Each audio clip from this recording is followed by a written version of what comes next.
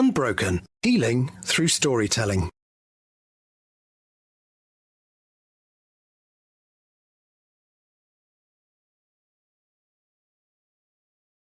Welcome to Unbroken, the podcast with me, Madeleine Black, where I am speaking to people that I've met along my own journey, people that have triumphed after trauma and have bounced forward in life, not just back, and they're making a difference for other people. Today, my guest is Martin Gillespie. He is a holistic coach with a focus on the well-being of men, ditching the corporate blazer to become a trailblazer for the wellness, the growth, and empathic human. Resilient, charismatic, successful strategic leader, having overcome mental challenges, including personal trauma, and healed from cancer. Over 30 years leadership experience, including board director, business advisor, and leader in alternative thinking. Welcome, Martin, to the show. How lovely to have you on. How are you doing? I'm great, thanks very much, and it's fantastic to have this surreal experience being a Glaswegian, talking to you in Glasgow while I'm in Sydney. Yes, and thank you for staying up late for joining us. Yeah, who needs international travel when you've got technology? Absolutely, we're grateful for Zoom. So my very first question that I ask everyone that appeared on the show is, what does the word unbroken mean to you, Martin? Look, I think it's a great word. I think if you break it down, un and broken, you can actually take it in two different ways.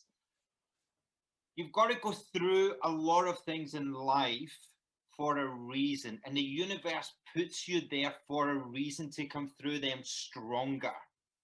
And you're not broken and you're not unbroken.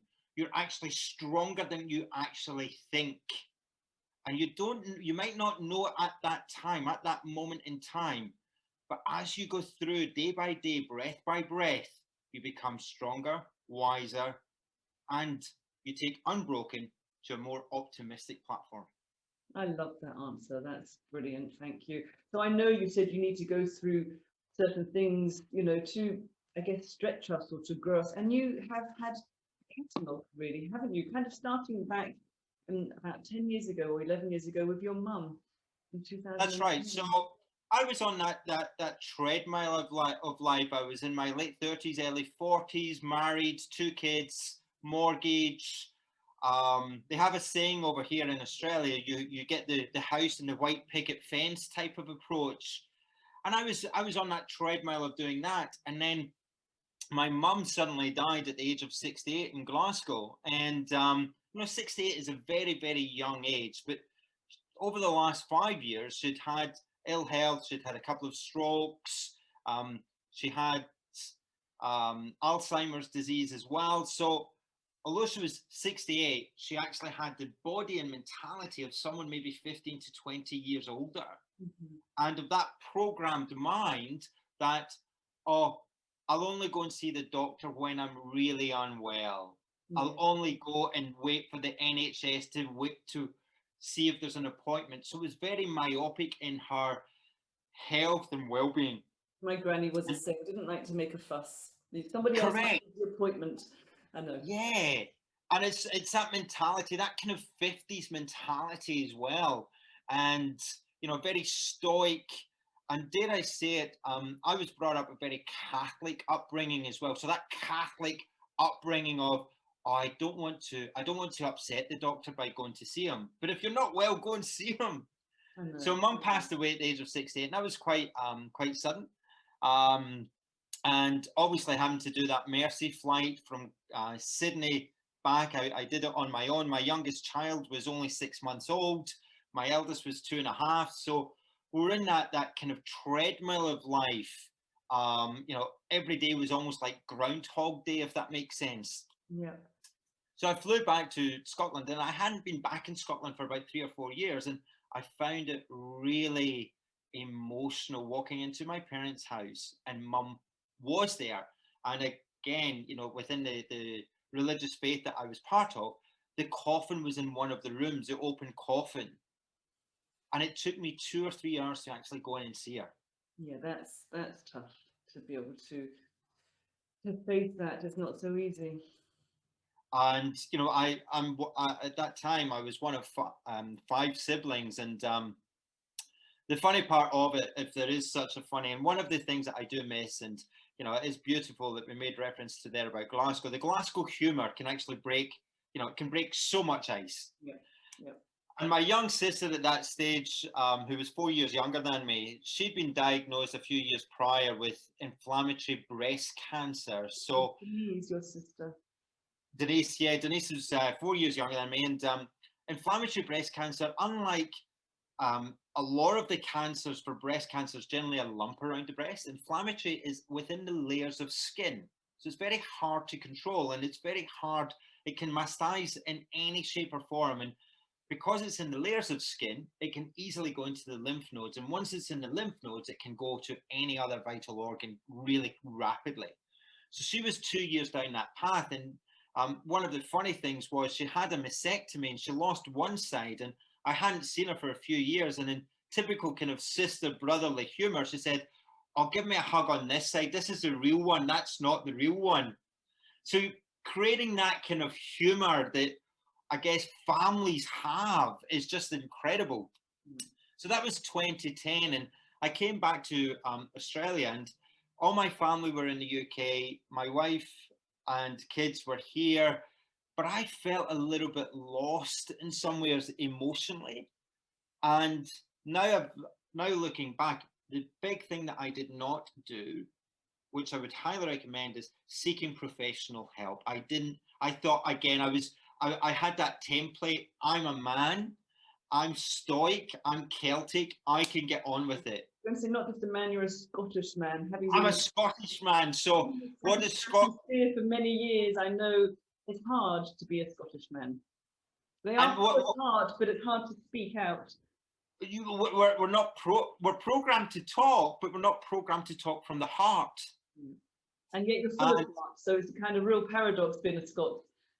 It is that, one of the beautiful things about being Scottish is that we actually were trailblazers in the world of diversity, because from the age of 3 we were put in kilts. We were put in dresses called kilts when we went to functions. So we were cross-dressing from the age of 3. So we are advanced compared to the rest of the world. But we don't talk about our heart feelings. We don't talk about our emotions unless we've had 24 beers in us, and then we go, "I love you." Yes.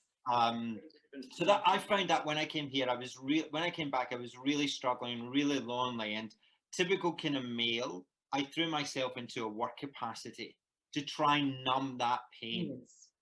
So you avoided it. I avoided it. I just compartmentalized it, put it in the past. That was over in Scotland. I'm in Australia.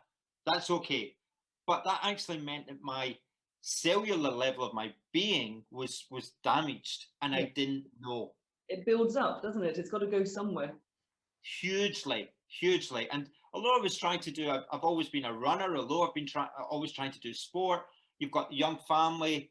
I'm traveling. I'm sort of going that way while my family are back here, if that makes sense. And I really struggled to find a voice for myself. And on top of these feelings, there were other stuff that was happening. Did you not discover something about your father not that long after your mum died? That's right. When almost a year after my mother passed away in April 2012, in April 2011, we found out that my father had had a mistress for 35 years, and I actually have another brother in Glasgow. So although we lived in one part of Glasgow, she was in the other part of Glasgow. And for those who are unfamiliar with the territory of Glasgow, it's not that bloody big. No. But what a shock to discover that as well. Hugely. And we were in shock and numb, and also we felt, most of my siblings felt very betrayed for my mother. Yeah. Although instinctively we think she knew. And yet you'll never know, which is the hard part, really, isn't it? We'll never have that closure, if that makes sense.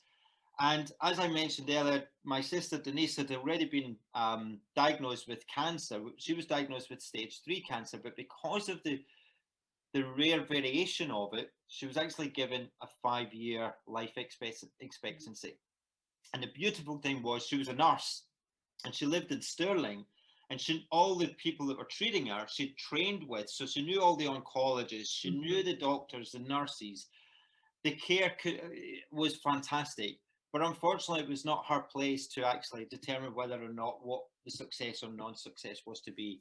And that was 2011. We found out about my father. 2012, the April 2012, Denise lost her almost a 5-year battle, 4 years and 9 months. She was only 37, wasn't she? She was only 37. Yeah, she had an 11-year-old boy at the time, and she was married, and it was one of those things that I managed to fly back from here, and my siblings, I have a brother in Jersey and the rest of them are in Glasgow.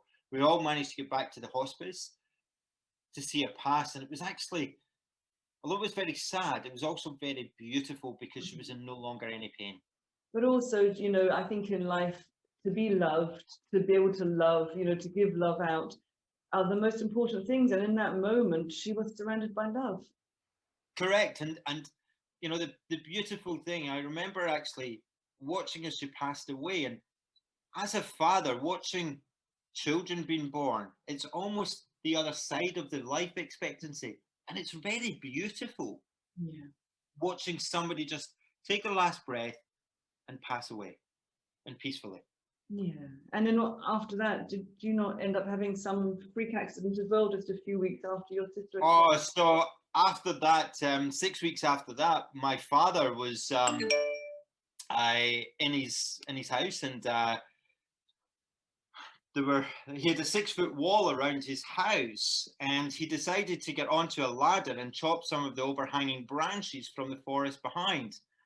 Unfortunately, he slipped off the wall, and he had a pair of secateurs, garden secateurs, in the shirt, and he wore a shirt in the top pocket, and the blade was sticking up, and as he fell, the blade opened up and pierced him in the heart, and he actually bled to death. If there is one consolation, it would almost be like a bullet going right into your heart. You would have no pain. It would have happened so quickly. Your body would have gone into shock, blood everywhere. And he actually, from what I understand, he crawled about 20 meters to try to get to a door, and then he just lay back and took his last breath. But it's just another thing that's piling up on what's going on with you, isn't it? Not that long after Denise had passed away, your father passed away. Six weeks, and then 6 months after that, my marriage disintegrated 6 months after that, in the September of 2012, and my kids at that stage were, my eldest was 5, the youngest was 2.5, 3, and we for those who have unfortunately gone through a kind of marriage breakdown, I think the majority of us who go through it kind of go, right, let's try a separation to give us some space first. And we went down that approach, but I also knew there was something wrong with my body, if that makes sense. I wasn't sleeping right. I wasn't performing mentally and physically, and I was forever tired. Yeah. But I also realized that I had a lump in my neck, and I had this little lump. When you've got kids and you check their tonsils, you generally check around their neck, and if they're inflamed, you can go tonsillitis.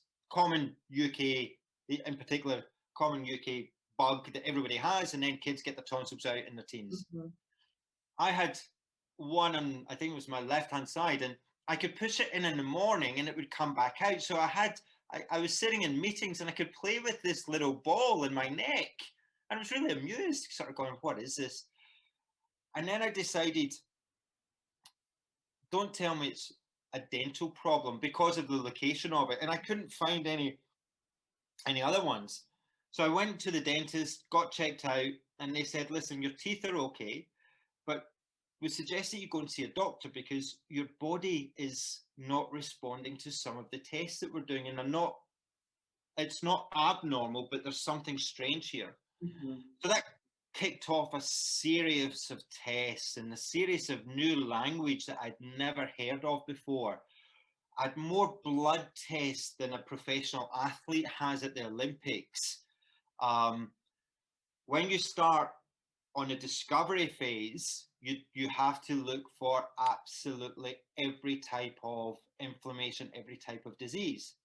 Now, I ask you, what's been the biggest disease, blood disease in our lifetime? HIV, Oh, HIV and AIDS, right? My marriage has collapsed.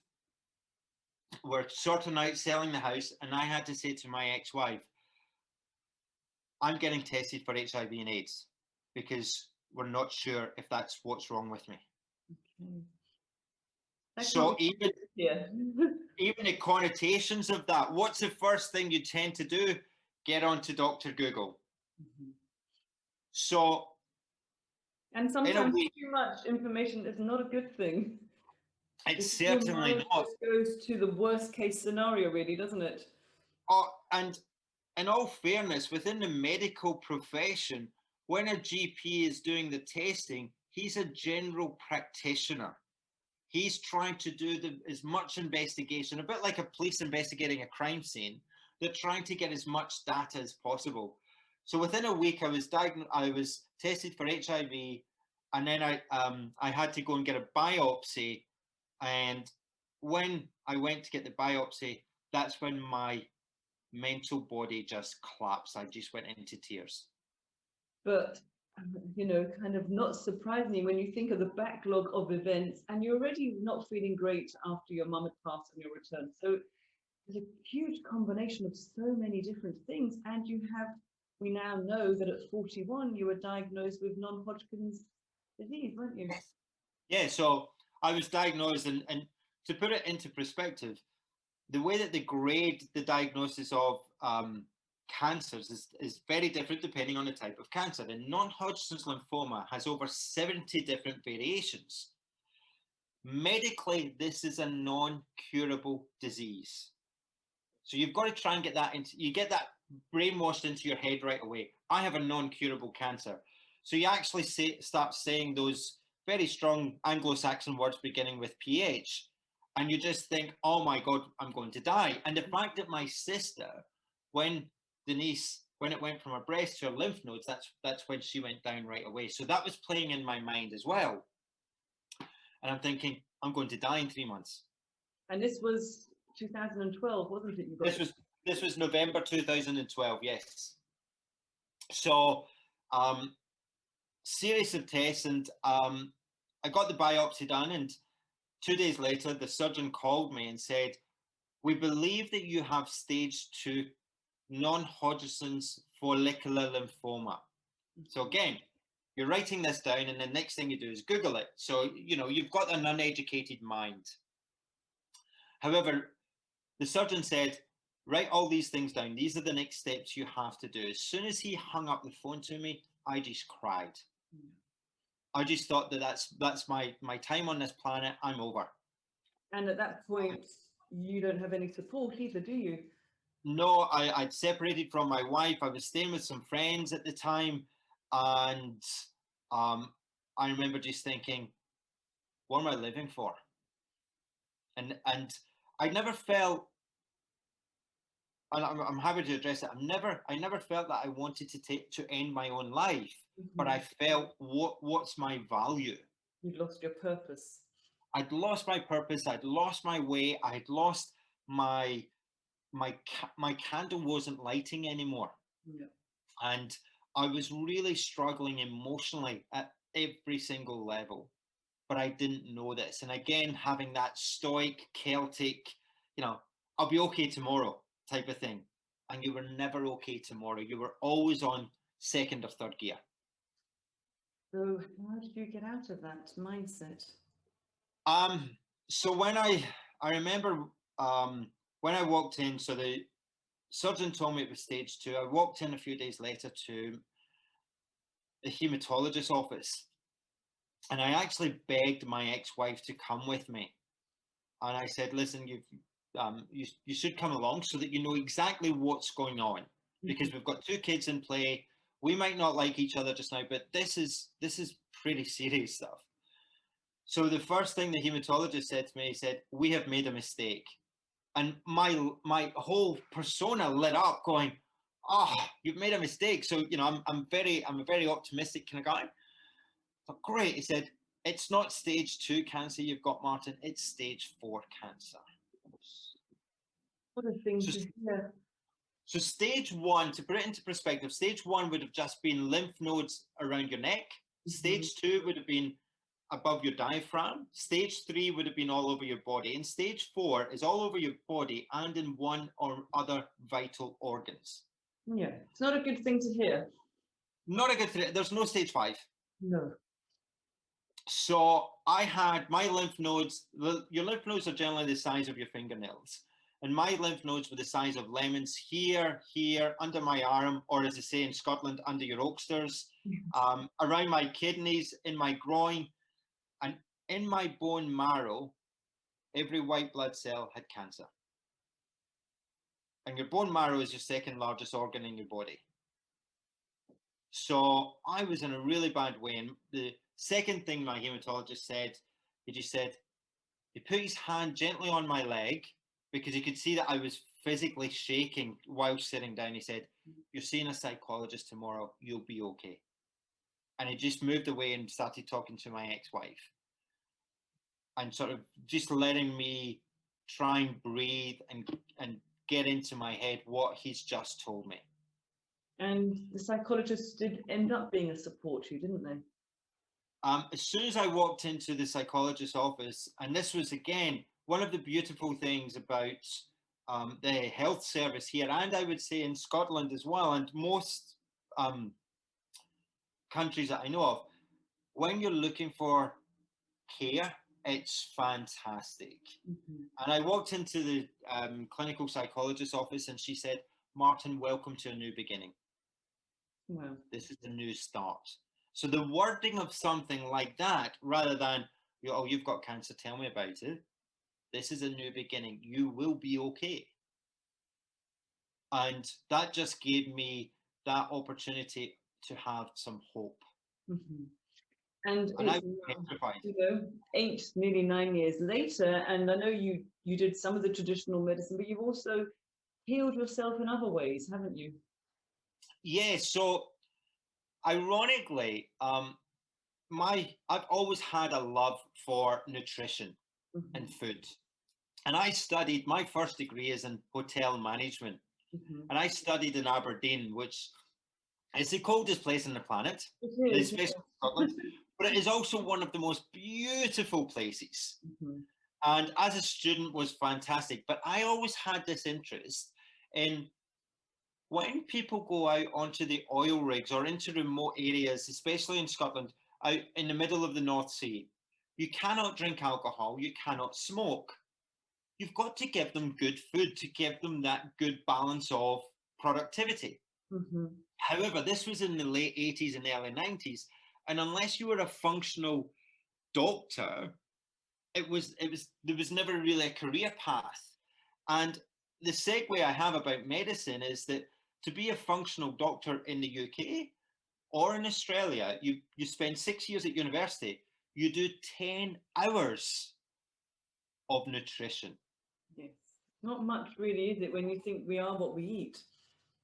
Wow. And when I got ill, it kind of revitalized a lot of these things into my head, going, right, okay, what can you do in your control? You can control what you put into your body, i.e. what foods that you can do. So I started studying nutritional environmental medicine, going, okay, what toxins are around me? I was living, I by this stage, I'd got my own apartment, and I'm going, okay, so a microwave. Well, microwave and the amount of chemicals that are in me, if I microwave food, I'm adding more chemicals into my body. So let's get rid of the microwave. Let's get rid of plastics because they're toxin. Then I went on this stupid pathway, if you want to call it. And again, the dogmatic Celticness. I would make juices every morning. And some of them I never, ever want to taste ever again. Turmeric and garlic and ginger, first thing in the morning, tastes poo. I would maybe have it without the garlic. I don't think I'd have the garlic in it, but garlic is a healer. And you know that way where you've spent all that time making it, you go, I'm going to drink the damn thing. And also one of the side effects I had with chemotherapy. So I had 4 months of intense chemotherapy every 2 weeks, and then 2 years of a maintenance drugs. One of the downsides, I had a thing called peripheral neuropathy. Now, that is when you've got, in your fingers and your toes, it's almost like pins and needles, but you don't have the motor skills. So when I would be playing with my kids, I could not even put pieces of Lego together. Yeah. So I couldn't chop with a knife because I had no control. So that's where things like blenders and juices were fantastic for me. But over here in Australia, one of the staple things for your diet is a cooked chicken out the supermarket. I ate them for about 2 years and I was scarred for many years after it. I couldn't even look at them after it. But it also, that was one of the things that kept me going, right, if I'm taking this drug, what's it doing to my gut? What minerals can I do? And I started messing around with some supplements, creating some foods, a simple little thing that I started doing, and until recently as well, I would make an omelette and put about 4 or 5 veggies into it for breakfast, so that you're getting that eating a rainbow. And that worked for me at that time.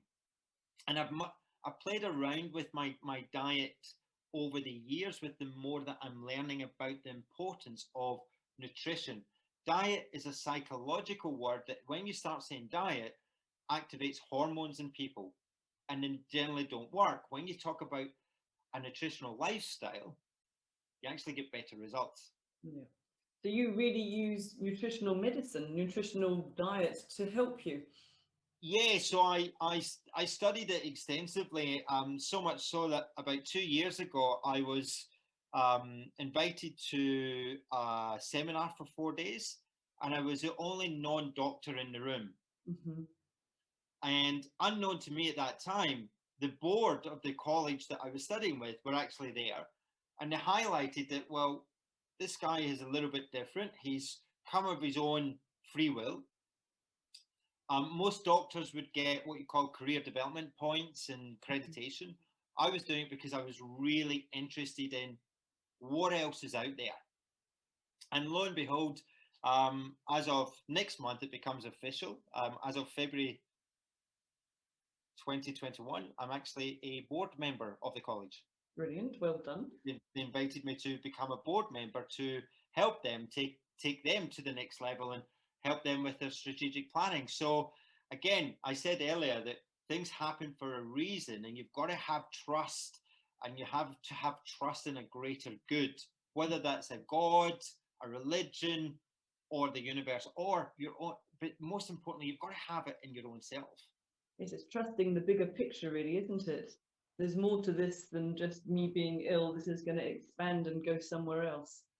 Well, 100%. And I think one of the things, though, that I didn't really get the process of what the learning I was getting at the time.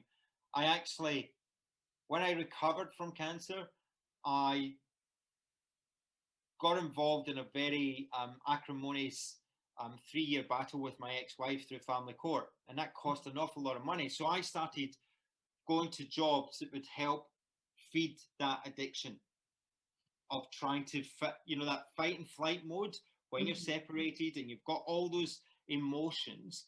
And that cost me an awful lot of money, but it also cost me a detrimental aspect to my health. Yeah, that was what I was hearing. It's really, what did it really cost you?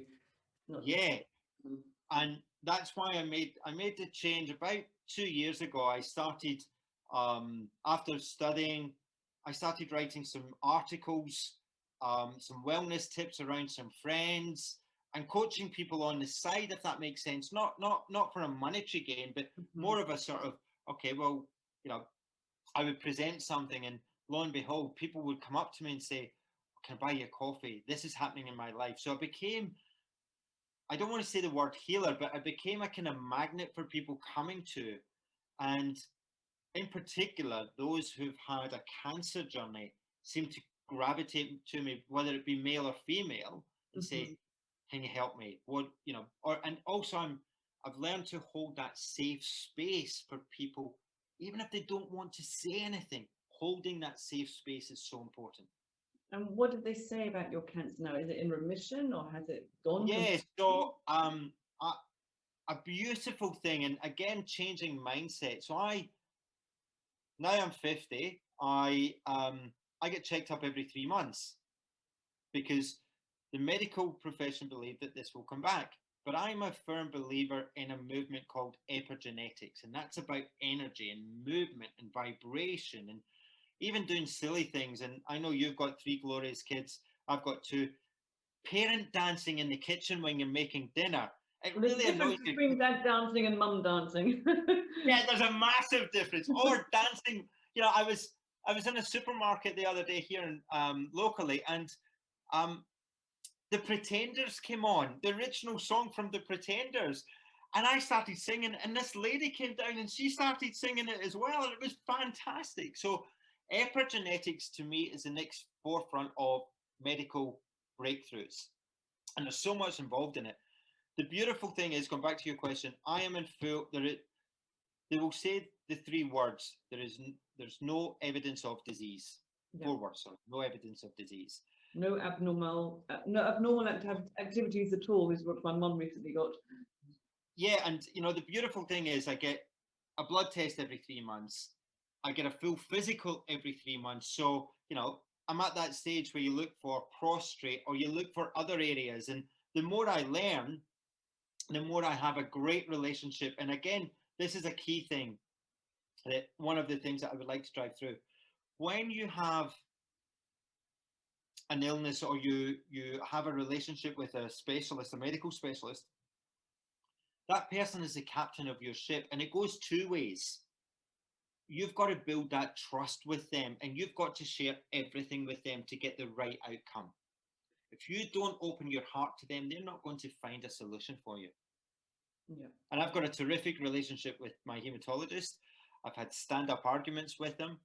And to share with you, my vitamin D, I was looking at my vitamin D levels, and I said, oh, but surely this should be at this level. And he said, but you've had cancer. If they're at that level, it can have an impact on the calcium. And if it has an impact on calcium, it can have an impact on your bones. And you've had evidence of a blood disease. And I'm like, okay, great. So I'm always learning from him, and he's learning from me as well. So that's been, you know, I guess, you know, I've thrown myself into other things as well. I'm back doing sport. I've raised over the last 5 years, I think I've raised about $20,000 for cancer charities. You also meditate as well, don't you? Meditation is part of your yeah. So it's funny actually. In the last 3 weeks, I've been asked, and I do ask people this question as well. What advice would you give your 18-year-old self? I would give my 18-year-old self the advice: practice daily meditation. Mm-hmm. But then it wouldn't be the journey that you've had, would it? It would be a very different. Not at all. But the most important thing, and I think that, you know, going back to the point about being a bloke, if that makes sense, we always try and look outwards. We don't look enough about inwards, because we don't learn as boys the difference between self-awareness and self-care. Yeah. And I think that if we did, it would be a massive, massive difference in the way that we present, and also the way that we have respect for other people. Well, I think what you're doing now is showing men specifically that it's okay to bare your heart and to speak out if you're struggling. And we just need more men to really show other men the way, don't we? Oh, look, it's been phenomenal, and it's a great segue. One of the things, I set up my business formally in the middle of last year, and one of the things I did locally was the creation. I did it for 3 months just to see how it would go, and every week I would bring a different topic to what I called the men's circle. Mm-hmm. And topics included things like stress, obviously, nutrition, and again, just talking to people, going, you know, and the age group of the men that were coming were sort of late 30s to the oldest guy, believe it or not, was 72. Brilliant. And 6'4", big, massive man. And I asked him, I said, why have you come along? He said, I've got 3 kids, 2 grandchildren, but I'm missing talking to men. Hmm. And it was just beautiful. So other things like gratitude. And when I put it out there to men and they'll go, oh, well, I tell my barista, my coffee maker, thank you for my coffee. I'm going, but what about gratitude to yourself? So it's more trying to bring this self-love back to men. Well, it's more, I'm hearing it's more about bringing aliveness back, being spontaneous, feeling. And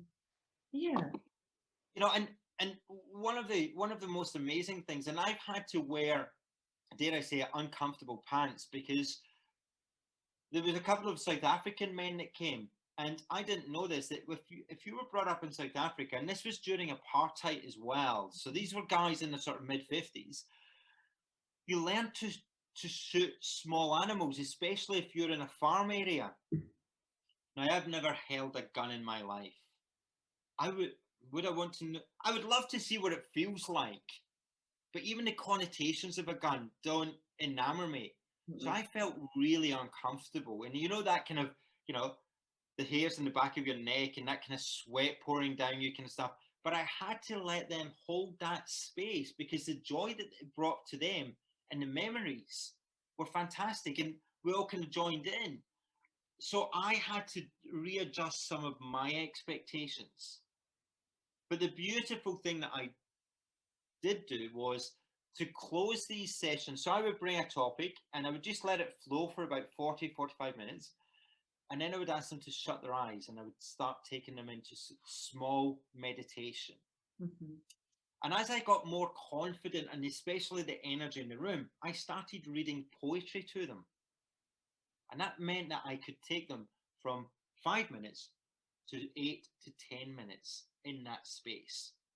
And when you see, 6'4" men just relaxing, it's so powerful. And it's so powerful for me teaching it, if that makes sense, but it's so beautiful to see them just being their beautiful selves. It's really about learning to be okay with who you are, isn't it? Yeah, nobody, guys, I would say, have kind of lost their voice. If you look at the kind of global Me Too movement, which in some ways has got some good merits, but I think it's gone a little bit too extreme. And then guys are a little bit too scared to even talk about it. And I have to disagree there. As a survivor, it's not gone too extreme, because there's so much sexual violence in this world. But I hear what you're saying. It doesn't give a platform for men, but men need to find one for themselves. They do. And again, it doesn't, because we're not programmed. And I think that we look at that as too much of a feminine energy, that we would shy away from it. So what I'm doing this year, which is different, so I did the men's circle during the day between 12 and 1:30. I'm actually going to do it at nighttime, because I feel that the energy will be different and the conversations might be a little bit different. We get people to switch off their phones and just talk and connect.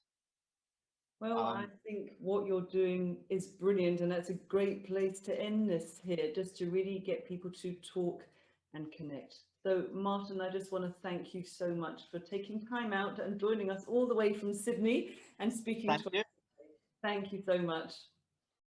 Unbroken, healing through storytelling. Playing now on all the main platforms, including Apple Podcasts, Spotify, Stitcher for Android, Google Podcasts, Amazon Music, and here. Play Unbroken, the podcast, with Madeline Black.